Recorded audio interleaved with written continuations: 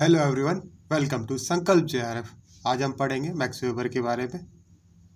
तो इनका परिचय जान लेते हैं पहले।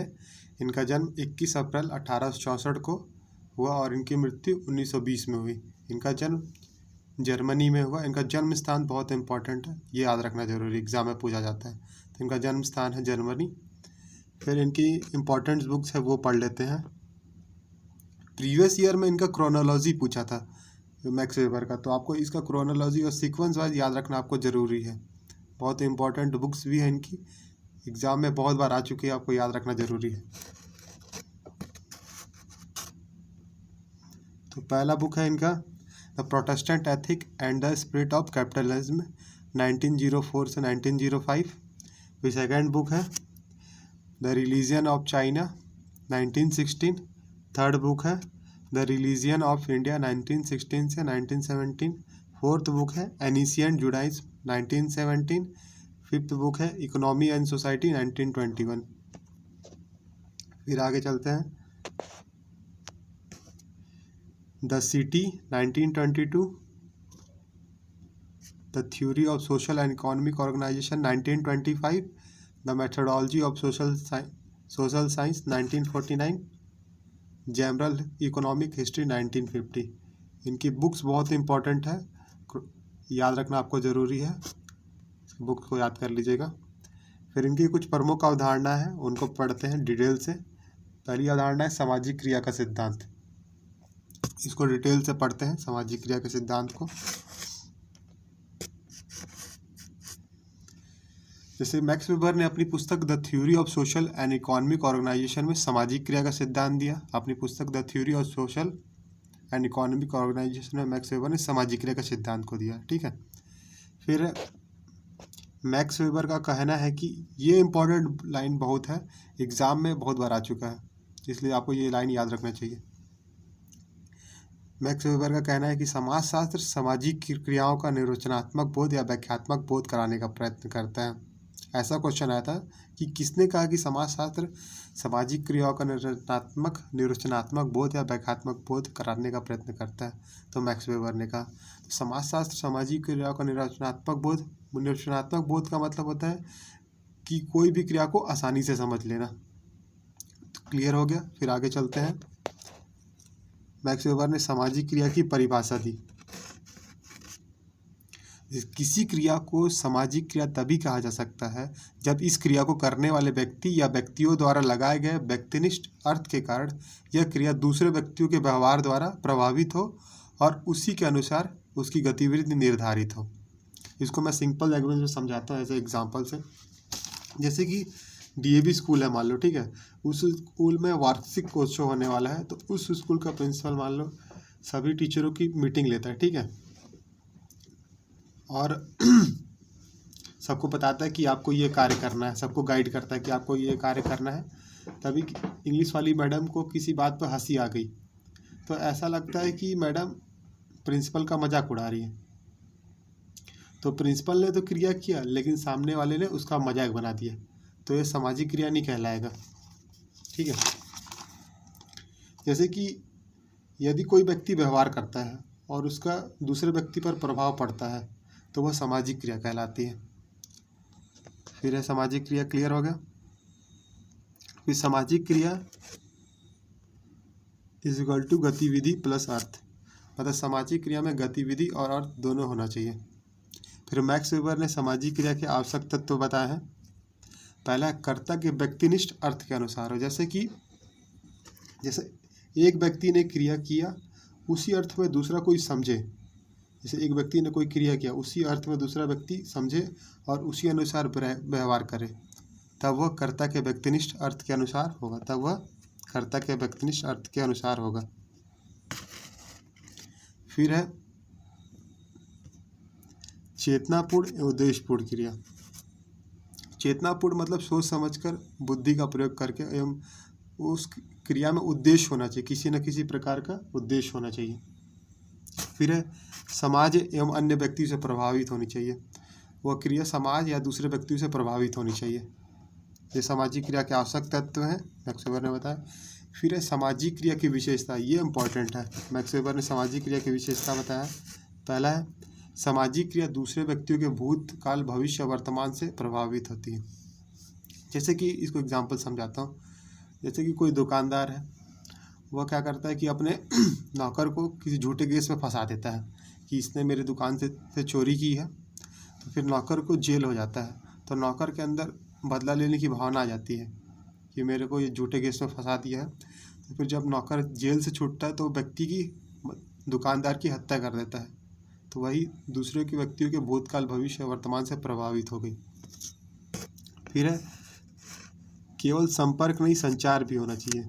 जैसे कि दो व्यक्ति आमने सामने से आ रहे हैं, ठीक है, तो मोटरसाइकिल से दो व्यक्ति आमने सामने से आ रहे हैं, तो जब वो आपस में टकरा जाते हैं, फिर क्या बोलते हैं, वो खड़े होते हैं, गाड़ी स्टार्ट करते हैं और वहाँ से चल जाते हैं, तो वह सामाजिक क्रिया नहीं होगा, क्योंकि संपर्क के साथ संचार भी होना चाहिए। मतलब आपस में टकराए, फिर क्या बोलते हैं, उनमें बहस होना चाहिए, हाथापाई होनी चाहिए, तब वो सामाजिक क्रिया के अंतर्गत आएगा। फिर है, अकेले या जड़ वस्तु से प्रभावित ना हो। मतलब जैसे कि मान के चलो आप मंदिर में गए और वहाँ जाके ध्यान लगाने लगे, तो वो सामाजिक क्रिया नहीं कहलाएगी, क्योंकि वो अकेले व्यक्ति से प्रभावित नहीं होती है। फिर एक जैसी क्रियाएं सामाजिक क्रिया नहीं होती। जैसे आप मार्केट में गए, बरसात होने लगी, ठीक है, तो सभी व्यक्ति बारिश से बचने के लिए छाता निकालने लगे, तो आप भी छाता निकाले बारिश से बचने के लिए। तो एक जैसी क्रिया सामाजिक क्रिया नहीं होती। क्लियर। फिर आगे चलते हैं सामाजिक क्रिया के प्रकार। ये वो इम्पॉर्टेंट है, ये एग्जाम में बहुत बार आ चुका है, इसको आपको याद रखना जरूरी है। पहला है तार्किक क्रिया। इसमें मैं आपको वो एक ये बताता हूँ, ये सीक्वेंस वाइज आपको याद रखना जरूरी है कि फॉर्मूला। जैसे कि इसका फॉर्मूला है रीट,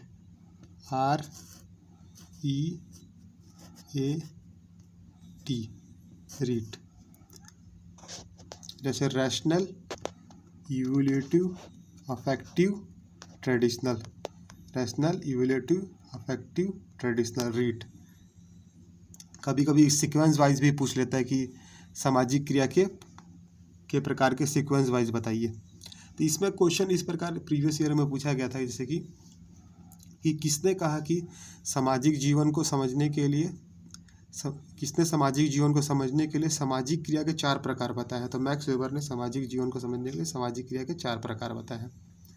तो इसमें इस टाइप से क्वेश्चन पूछता है, जैसे कि कोई व्यक्ति प्रतियोगी परीक्षाओं की तैयारी कर रहा है, तो वह किस प्रकार की क्रिया है, तो वह तार्किक क्रिया है। जैसे कोई सती प्रथा, जौहर प्रथा, ये किस प्रकार की क्रिया के अंतर्गत आएगा, तो मूल्यांकनात्मक क्रिया आएगा। जैसे कि क्रोध में आकर माँ द्वारा बच्चों को चाटना, मारना, ये किस प्रकार की क्रिया में आएगा, अंतर्गत आएगा, तो भावनात्मक क्रिया। इस टाइप से क्वेश्चन पूछा जाता है इसमें। अपन अब तार्किक क्रिया को डिटेल से पढ़ते हैं। जैसे कि तार्किक क्रिया, रैशनल एक्शन, वे क्रियाएं जिनको व्यक्ति द्वारा सोच समझकर योजनाबद्ध रूप से साधन एवं लक्ष्यों को ध्यान में रखकर संपन्न की जाती है। ठीक है। जैसे मान के चलो आप UGC नेट की एग्ज़ाम की तैयारी स्टार्ट करोगे, तो पहले उसका सिलेबस देखते हो, फिर उसके क्या बोलते हैं, फिर आप देखते हो कि आपके पास क्या क्या बुक्स हैं। MA का बुक देखोगे, BA का बुक्स देखोगे, फिर आप सोचोगे कि मैं ऑनलाइन तैयारी करूँ कि ऑफलाइन तैयारी करूँ, कि खुद से सेल्फ स्टडी करूँ, क्या आपके लिए अच्छा बेटर रहेगा। फिर आप टारगेट रखोगे कि मेरे को एग्ज़ाम निकालना है, दिसंबर में एग्ज़ाम क्रैक करना है। तो मतलब जो आपके पास साधन है और ये लक्ष्य को ध्यान में रखकर सोच समझ करके सिस्टमेटिक ढंग से जो क्रिया की जाती है, तार्किक क्रिया कहलाती है। जैसे कि नेट JRF की तैयारी करना या किसी भी कॉम्पिटिशन एग्ज़ाम की तैयारी करना, ये तार्किक क्रिया के अंतर्गत आएगा, रैशनल एक्शन के अंदर। क्लियर। फिर है मूल्यांकनात्मक क्रिया, इवैल्यूएटिव एक्शन, व्यक्ति की वह क्रिया जो समाज के मूल्यों से प्रभावित होकर की जाती है, वो मूल्यांकनात्मक क्रिया कहलाती है। जैसे मूल्यांकनात्मक क्रिया नाम से ही समझ आ रहा है, इसमें व्यक्ति समाज के प्रति अपना मूल्य चुकाता है, जो सामाजिक मूल्य होते हैं उसका निर्वाह करता है व्यक्ति। जैसे सती प्रथा, जैसे कि प्राचीन समय में, पुराने समय में किसी का पति मर जाता था तो उस चिता के साथ पत्नी भी जलकर मर जाती थी। जौहर प्रथा हो गया, मानव बम हो गया। मानव बम मतलब जो बहुत सारे व्यक्ति होते हैं अपने धर्म की रक्षा के लिए अपने प्राणों की भी आहुति देते हैं, जिस जहाज के डूबने पर कैप्टन का डूब जाना, ये मूल्यांकनात्मक क्रिया के अंतर्गत आएगा, इवैल्यूएटिव एक्शन के अंतर्गत।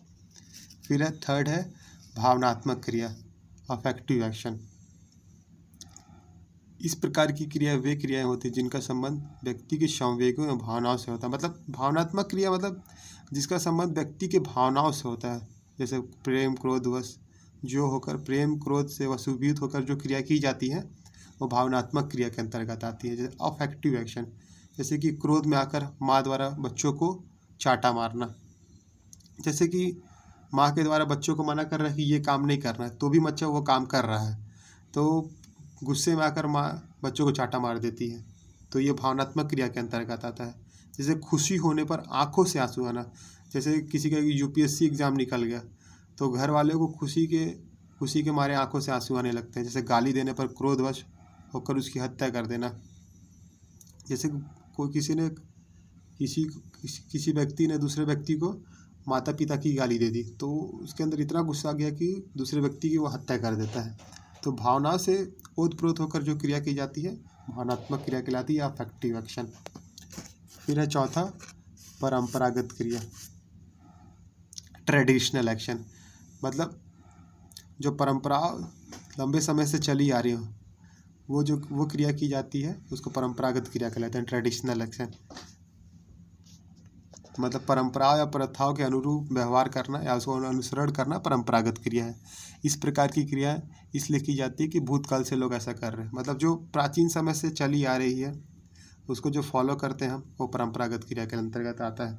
जैसे कि सुबह सुबह स्नान करके पूजा करने के लिए मंदिर जाना, बड़ों के पैर छूना, मतलब बहुत समय से पहले से चली आ रही है सब क्रियाएँ, तो ये परंपरागत क्रिया कहलाती है, ट्रेडिशनल एक्शन। तो आपको इसमें से चारों आपको याद रखना होना चाहिए। पहला तार्किक क्रिया रैशनल एक्शन, दूसरा है मूल्यांकनात्मक क्रिया इवैल्यूएटिव एक्शन, तीसरा है भावनात्मक क्रिया अफेक्टिव एक्शन, चौथा है परंपरागत क्रिया। इसमें आपको ये याद रखना चाहिए, सीक्वेंस आपको याद होना चाहिए। इस फॉर्मूला एकदम सिंपल सा है, फॉर्मूला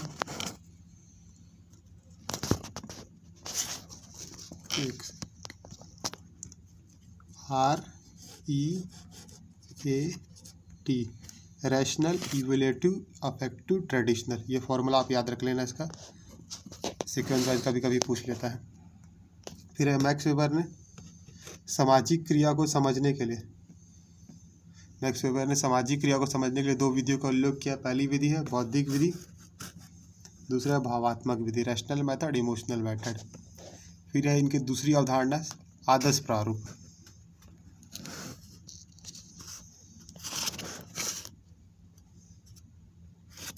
आदर्श प्रारूप आइडियल टाइप। आदर्श प्रारूप की अवधारणा को मैक्स वेबर ने डिल्थे, सिमेल, रिकट जो थिंकर्स हैं उनसे ग्रहण किया है। आदर्श प्रारूप की अवधारणा को मैक्स वेबर ने, जैसे मैक्स वेबर ने सामाजिक घटनाओं को तार्किक ढंग से समझने के लिए 1904 में आदर्श प्रारूप की अवधारणा को विकसित किया। मैक्स वेबर ने सामाजिक घटनाएं जो घटती हैं उसको तार्किक ढंग से समझने के लिए 1904 में आदर्श प्रारूप की अवधारणा को विकसित किया। फिर है आदर्श प्रारूप वे विशेषताएं जो सामाजिक घटनाओं के स्पष्टीकरण के लिए बनाई गई है। मतलब जैसे कि जो सामाजिक घटना है उसको स्पष्ट रूप से समझने के लिए मैक्स वेबर ने आदर्श प्रारूप बनाया है। मैक्स वेबर ने आदर्श प्रारूप को एक मापक के यंत्र के रूप में माना है। सामाजिक घटना को समझने के लिए एक मापक या यंत्र के रूप में आदर्श प्रारूप को माना है मैक्स वेबर ने। जैसे कैल्विन एवं प्रोटेस्टेंट धर्म के आदर्श प्रारूप की मैक्स वेबर ने तुलना की है। फिर ये इंपॉर्टेंट है आदर्श प्रारूप की विशेषताएं। पहला है केवल प्रासंगिक विशेषताओं को ही सम्मिलित किया जाता है।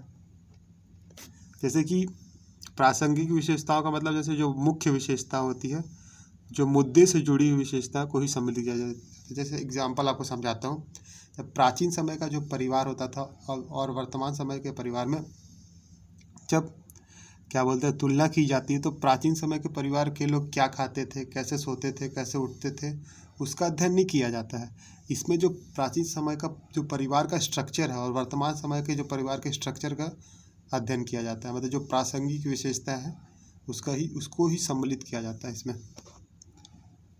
फिर है ये उपकल्पनाओं के निर्माण में एवं यथार्थ को समझने में सहायक है। मतलब आदर्श प्रारूप के द्वारा उपकल्पना का निर्माण किया जाता है और जो वास्तविकता है वो आदर्श प्रारूप के द्वारा समझने में बहुत सहायता मिलती है वास्तविकता को। फिर इनके निर्माण का उद्देश्य तुलनात्मक अध्ययन प्रस्तुत करना है। मतलब आदर्श प्रारूप के द्वारा तुलनात्मक अध्ययन किया जाता है।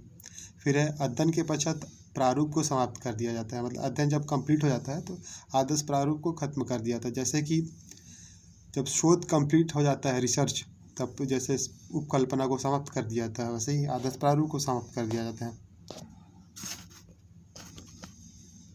फिर है वेबर ने अपने आदर्श प्रारूप का प्रयोग निम्न अध्ययनों में किया। मतलब ये क्वेश्चन पूछा जाता है, ऐसे पूछा जाता है कि मैक्स वेबर ने अपने आदर्श प्रारूप का प्रयोग कहाँ कहाँ किया है। तो मैक्स वेबर ने अपने आदर्श प्रारूप का प्रयोग अपने धर्म के सिद्धांत, नौकरशाही के अध्ययन में, सत्ता के अध्ययन में आदर्श प्रारूप का प्रयोग किया है। फिर है आदर्श प्रारूप के प्रकार। पहला है विशिष्ट ऐतिहासिक।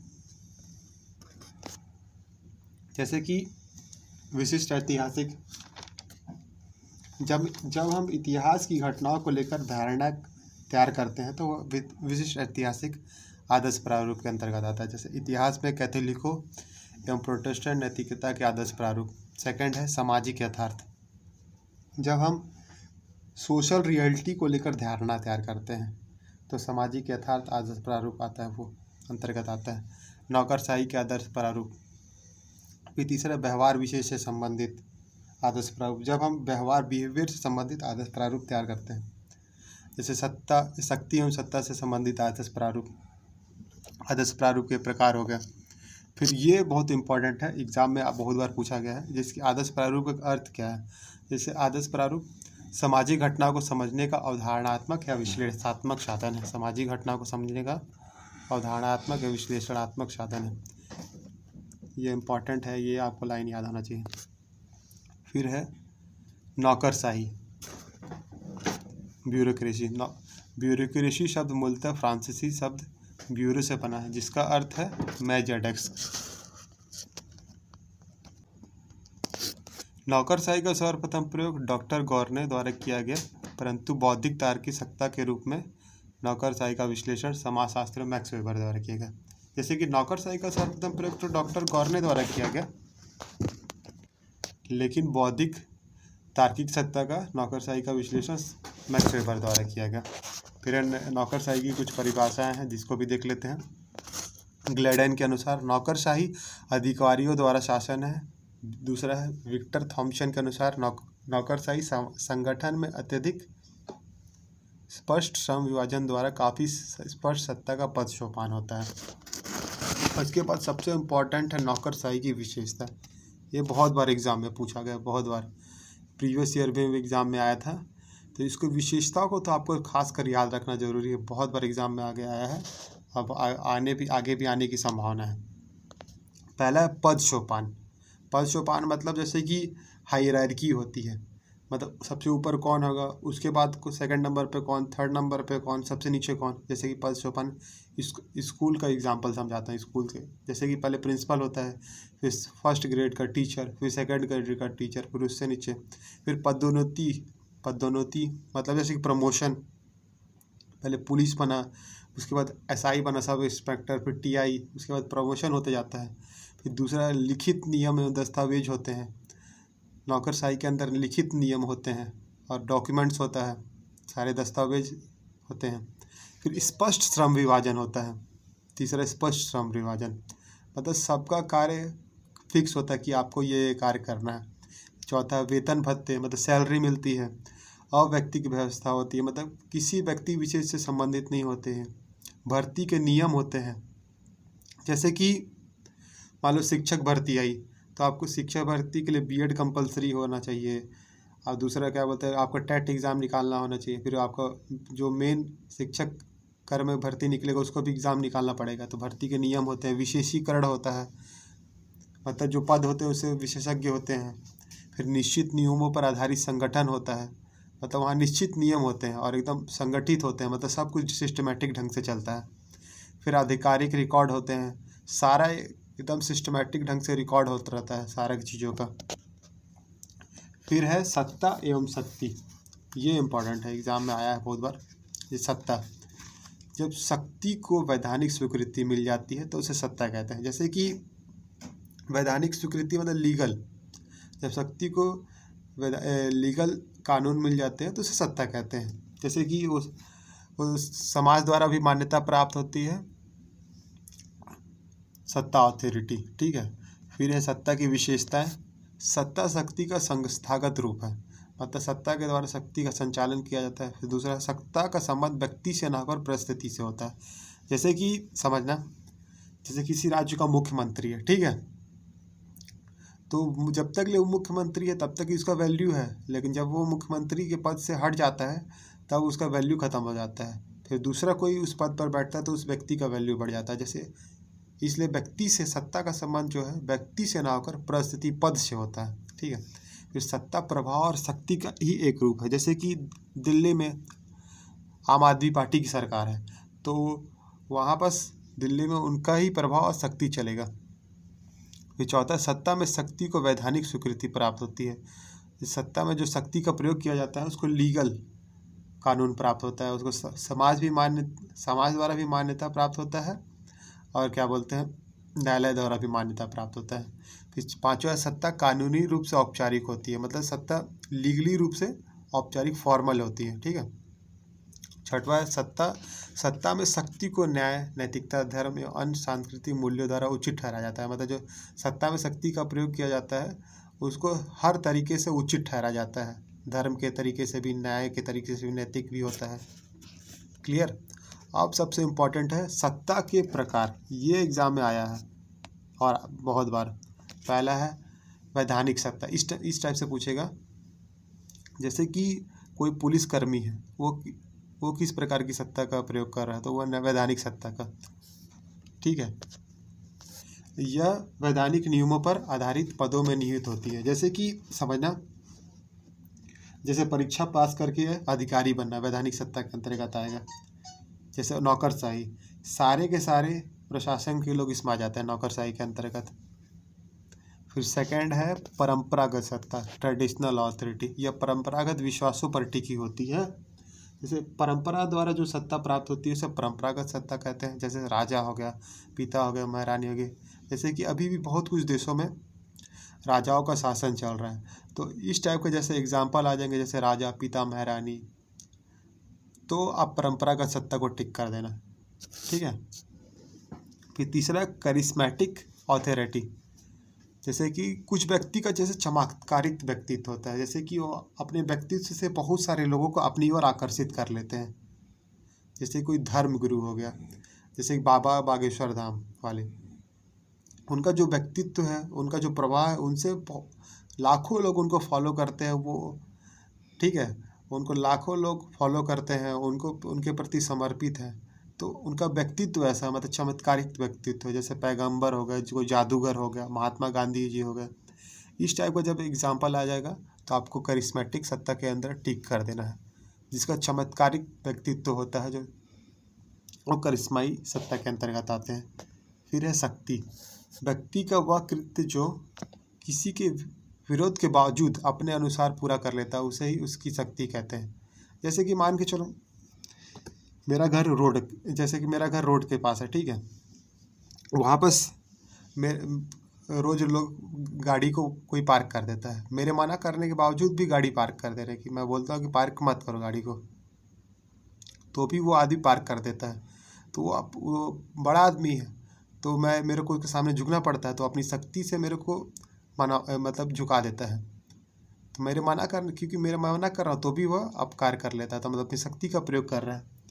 फिर शक्ति के दो प्रकार हैं, मैक्स वेबर ने शक्ति के दो प्रकार बताए, वैध शक्ति और वैध शक्ति। जैसे कि वैध शक्ति उसे कहते हैं जिसे वैधानिकता प्राप्त होती है, जिसे समाज द्वारा स्वीकृति भी प्राप्त होती है। वैध शक्ति को ही सत्ता कहा जाता है। अवैध शक्ति मतलब जैसे कि जिसे ना तो सामाजिक रूप से स्वीकार किया जाता है और ना ही कानूनी रूप से स्वीकार किया जाता है। जैसे कि कोई गुंडा है, माफिया है, वो आकर के डरा धमका कर लोगों को, दुकानदारों से पैसा वसूलता है, हफ्ता लेता है तो वह अवैध शक्ति के अंतर्गत आएगा। और वैध शक्ति के अंतर्गत जैसे कि कोई व्यक्ति ने सरकारी ज़मीन पर अतिक्रमण कर लिया है तो जैसे और अपना घर बना लिया, तो फिर क्या बोलते हैं, सरकार द्वारा उसके घर को तोड़ा जाता है, तो वो वैध शक्ति के अंतर्गत आएगा। क्लियर, वैध शक्ति और अवैध शक्ति समझ आ गया होगा आप लोगों को। फिर है धर्म का समाजशास्त्र, ये भी इम्पॉर्टेंट है, सोशियोलॉजी ऑफ रिलीजन। वेबर की सर्वाधिक महत्वपूर्ण देन धर्म का समाजशास्त्र है। उन्होंने विश्व के 6 महान धर्मों ईसाई, चीनी, कन्फ्यूशियस, हिंदू, इस्लाम, यहूदी और बौद्ध धर्म का अध्ययन किया है। जैसे कि इस बार एग्ज़ाम में पूछा गया था, प्रीवियस ईयर एग्ज़ाम में, कि मैक्स वेबर ने किन 6 धर्मों का अध्ययन किया है, तो पहला ईसाई, चीनी, हिंदू, इस्लाम, यहूदी, बौद्ध, ये आपको याद रखना जरूरी है। फिर है मैक्स वेबर ने अपनी पुस्तक Protestant ethic and the spirit of capitalism में धर्म का सिद्धांत दिया। ठीक है, याद रखना कि मैक्स वेबर ने धर्म का पूछा जा सकता है क्वेश्चन कि मैक्स वेबर ने धर्म का सिद्धांत किस पुस्तक में दिया, तो Protestant ethic and the spirit of capitalism में। फिर है कार्ल मार्क्स के विपरीत मैक्स वेबर ने पूंजीवाद के उदय के कारण आर्थिक के बजाय धार्मिक माने। जैसे कार्ल मार्क्स जी जो थे वो पूंजीवाद के उदय के कारण धार्मिक मानते थे, नहीं, कार्ल मार्क्स जो जी थे पूंजीवाद के उदय के कारण आर्थिक मानते थे, लेकिन मैक्स वेबर ने पूंजीवाद के उदय के कारण धार्मिक माना है, क्योंकि मैक्स वेबर का कहना है कि पूंजीवाद के उदय का कारण मुख्य रूप से धार्मिक है।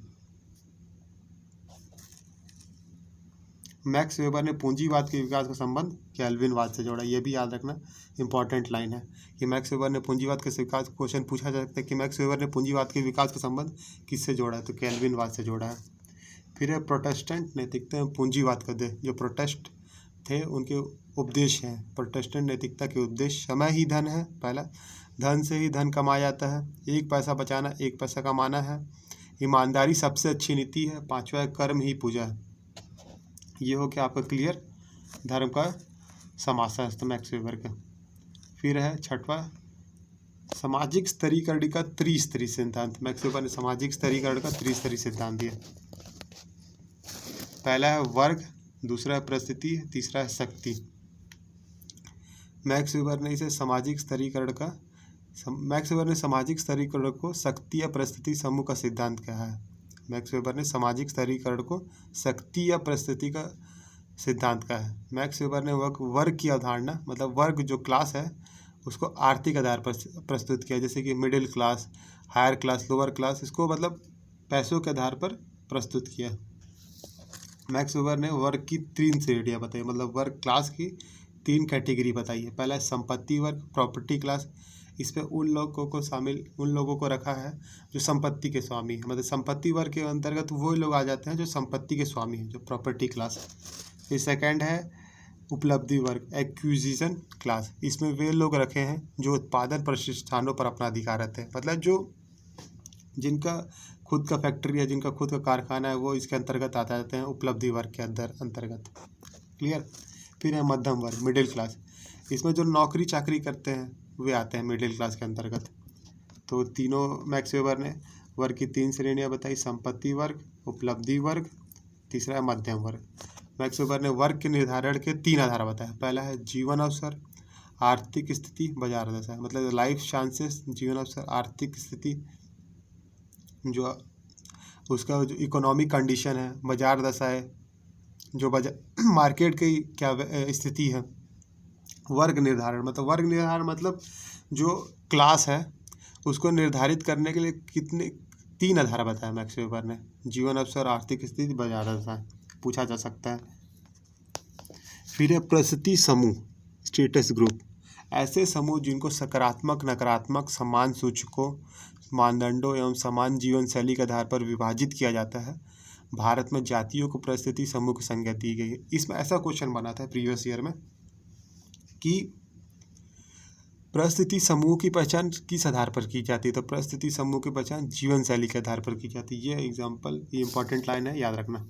फिर है इसे वेबेरियन मॉडल कहा जाता है। भारत में आंद्रे बेतई ने वेबर के त्रिस्तरीय मॉडल का प्रयोग कर भारतीय समाज के अध्ययन के लिए किया। ऐसा क्वेश्चन आया था प्रीवियस ईयर में कि किसने वेबर के त्रिस्तरीय मॉडल का प्रयोग भारतीय समाज के अध्ययन के लिए किया है। तो आंद्रे बेतई ने वेबर के त्रिस्तरीय मॉडल का प्रयोग भारतीय समाज के अध्ययन के लिए किया गया है, इसलिए आंद्रे बेतई को भारत का वेबर कहा जाता है। ये भी क्वेश्चन पूछा गया था कि किसको भारत का वेबर कहा जाता है, तो आंद्रे बेतई को भारत का वेबर कहा जाता है।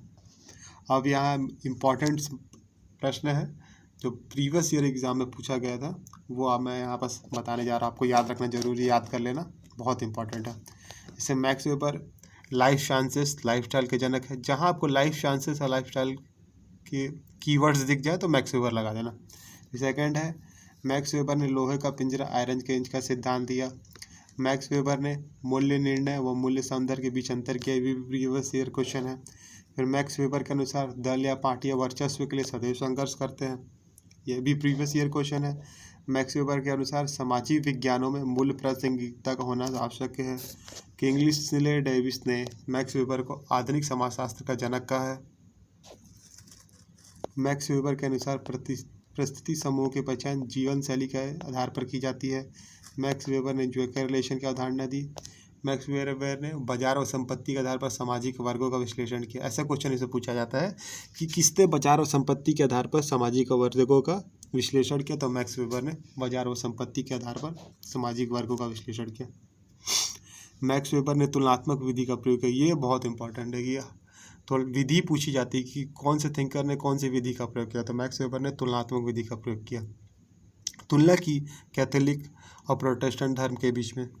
मैक्स वेबर ने वैधता की उपस्थिति या अनुपस्थिति के रूप में सत्ता व शक्ति के रूप में विभेद किया है।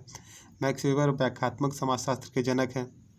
मैक्स वेबर ने राज्य की परिभाषा देते हुए कहा है कि एक मानव समुदाय जो किसी दिए गए भूभाग में शारीरिक बल के वैध प्रयोग के अधिकार का सफलतापूर्वक दावा करती है। और इसमें एक चीज़ छूट गया है, जैसे कि मैक्स वेबर ने वस्टेन पद्धति का प्रयोग किया, ये भी इम्पॉर्टेंट है, याद रखना। तो ये सारे इम्पॉर्टेंट क्वेश्चन थे, ये मैक्स वेबर कंप्लीट हो जाता है। ठीक है, thank you for everyone class देखने के लिए।